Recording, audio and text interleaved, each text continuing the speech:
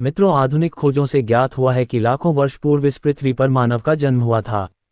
पहले मनुष्य 4 पैरों पर चलता था और जंगलों में रहता था। वह पेड़ों की जड़ें, पत्तियां, फल फूल इत्यादि खाता था। कुछ छोटे जानवरों को मारकर उनका कच्चा मांस खाता था। वस्त्र नहीं पहनता था, वह घूमता रहता था। ये वानर जैसा मानव खाने की तलाश में इधर उधर दिन भर भटकता था। लेकिन रात होने पर जानवरों से सुरक्षा व ठंड व बरसात से बचने के लिए गुफा जैसे स्थान मिलने पर उसमें रहने लगा।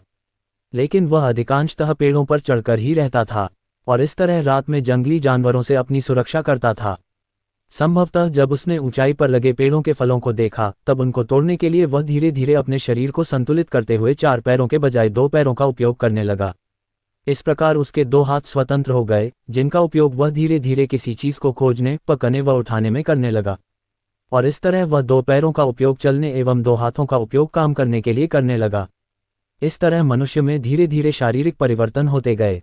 जैसे जब वह पैरों पर खड़ा होने लगा तो अधिक दूर तक देखने लगा। वह आसपास की चीजों को देखने के लिए पूरे शरीर को घुमाने के बजाय सिर्फ गर्दन का उपयोग करने लगा। हाथों का उपयोग पेड़ों की टहनियों पकड़कर फल तोड़ने, खाना लाने, खाना खाने के लिए करने लगा। इसी समय वह पीठ के बल सोने लगा।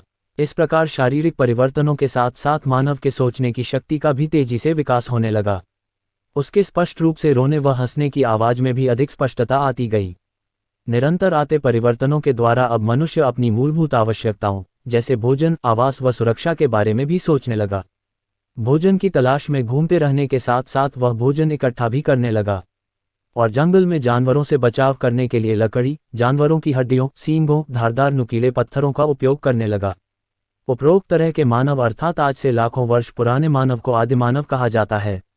आग की खोज। पहले मनुष्य आग के बारे में नहीं जानता था। जब उसने पहली बार जंगल में सूखी लकड़ियों को आपस में तेज रगड़ खाकर आग लगते हुए एवं पत्थरों के औजारों के निर्माण के दौरान 2 पत्थरों के आपस में टकराने व चिंगारियों को निकलते हुए देखा, तब पहली बार मानव ने 2 पत्थरों के आपस में टकराकर आग उत्पन्न की होगी। यह मनुष्य की पहली सबसे बड़ी उपलब्धि थी। आग जलने से आदिमानव को बहुत लाभ हुआ, जैसे अब वे मांस को भूनकर खाने लगे। रात के समय आग जलाकर प्रकाश प्राप्त करने लगे। ठंड के समय आग जलाकर गर्मी प्राप्त करने लगे। जंगली जानवर आग से डरते हैं, अतः वे आग जलाकर जानवरों से अपनी सुरक्षा करने लगे। आदिमानव भोजन की तलाश में घूमता रहता था। थक जाने पर पेड़ों तथा पहाड़ों की गुफाओं में निवास करता था। पहाड़ों की चट्टान को शैल भी कहते हैं। शैल में निर्मित इन आश्रय स्थलों के कारण इन्हें शैलाश्रय भी कहते हैं। ये शैलाश्रय कहीं कहीं इतने बड़े हैं कि इनमें 500 व्यक्ति तक बैठे आश्रय प्राप्त कर सकते हैं। इन्हीं गुफाओं में बैठकर आदिमानव ने अपने दैनिक जीवन की क्रियाओं को चित्रित किया है।